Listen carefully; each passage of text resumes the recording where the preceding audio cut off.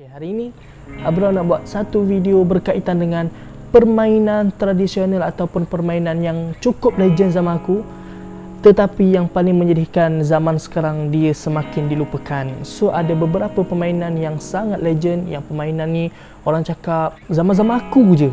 Maknanya generasi aku ni terakhirlah permainan ni. Tak tahulah kalau zaman sekarang masih dipermainkan. So apa lagi, kita mula dengan permainan pertama. Okey, permainan yang pertama yang dimaksudkan dengan permainan tradisional tapi semakin dilupakan adalah permainan yang dinamakan permainan gasing. Kenapa aku cakap gasing? Okey, sebagai contoh, sekarang kita boleh nampak budak-budak sekarang ni dia tidak main gasing guys. Dia main Beyblade. Korang pernah tengok kan? Budak-budak zaman sekarang dia beli Beyblade berbelah-belah ringgit tapi tak ada main gasing. Sebab apa aku cakap gasing ni memang tradisional? Sebab first kali nak main gasing dia kena ada kepakaran tersendiri. Sebab kalau kita nak bandingkan gasing dengan Beyblade, Beyblade ni dia just kita masukkan tali tu, lepas tu kita tarik dah boleh berpusing. Tetapi kalau kita main gasing guys, kita kena ada kesabaran tersendiri. Sebagai contoh, okay, kita nak main gasing tak? Kita akan pulah dulu tali tu dekat gasing. Mananya tak stres guys bila kita bertungkus lumus, bersungguh-sungguh kita pusingkan tali tu dekat gasing. Bila kita baling gasing tu terlekat di tali guys, tak berpusing langsung. So memang masa itu stres, tapi kita kena ada kesabaran yang tinggi lah. So yang pertama, permainan gasing. Okey, permainan yang kedua yang dimaksudkan dengan permainan tradisional ialah tudung botol ataupun cepe. Korang pernah tengok tudung botol dekat, biasa botol kaca lah. Kita akan cabut dulu botol tu. Biasanya botol yang orang buang, kita ambil botol tu dan kita main stick-stick. Nanti aku tunjuk contoh video orang main cepe. So main cepe ni dia tidak kira nak main berapa orang. Biasanya 5 hingga 6 orang macam tu je kita main cepe ni. So cepe ni dia nak tengok siapa yang menang bergantung kepada poin yang didapat. Poin tu nak dapat macam mana, kita kena timbang cepe tu. Kita nak timbang cepe tu, kita kena stick cepe tu, mana kata kena biar stick dulu. Lepas habis stick kita kena timbang. Satu cepe tu biasanya 20 lah poin dia. Biasanya akan main 5 cepe. Satu cepe 20, kalau dapat 5-5 tu 100 poin didapat. Cepe yang kedua. Okey, permainan yang ketiga, permainan tradisional yang sudah dilupakan sekarang. Aku rasa mungkin ada mainan ni dekat perkampungan lah biasanya, iaitu batu seremban. Yang pernah dengar tu maksudnya dia Okey, so batu seremban ni biasanya dipermainkan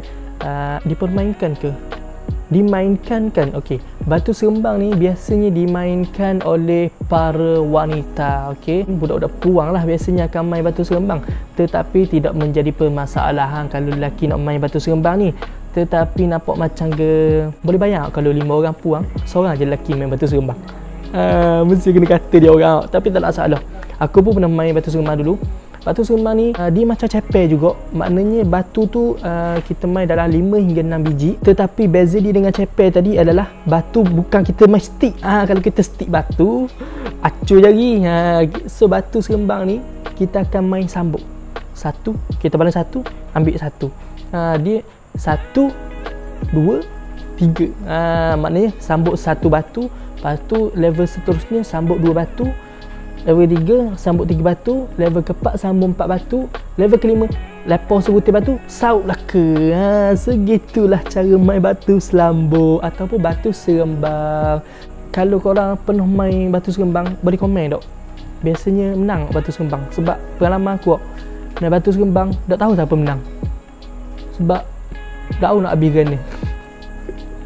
Okay, kita sambung kepada permainan yang keempat. So permainan yang keempat ni aku rasa memang cukup legend dan ramai yang pernah main. Kalau tak pernah main pun dia kenal permainan, iaitu congkak. Okay, congkak ni kalau pernah main tu dia tahulah macam mana rasa stresnya bila kita main congkak marah tiba-tiba ada orang mari curi guli kita dalam lubang. Result. Aku pun pernah main gitu. Congkak ni tak lari lah, kita main ngelak. Alah, biasa tu nak menang kan. Tapi apa yang best congkak ni, pada zaman aku dulu congkak sangat dipantang main malam-malam. Congkak sangat pantang main pada malam hari. Sebab apa? Macam-macam lah dengar cerita. Kalau main congkak malam-malam, Beratur kayak bunyi gulit, tek ketek dalam bilik. Tak ada orang main cokok dengan walang, tapi hok main tu memang legend lah. Okay, so cokok lagi dia menggunakan bahan yang agak mahal lah, sebab nak beli kayu cokok tu dok mahal. Tapi orang yang biasanya orang yang dok mampu ataupun dia rasa dia bukan main sok cokok tapi nak main, dia boleh korek je lubang dekat pasir ataupun tanah kat rumah dia korek. Gitu. Boleh main juga cokok, tapi sekarang ni jarang tengok orang main cokok.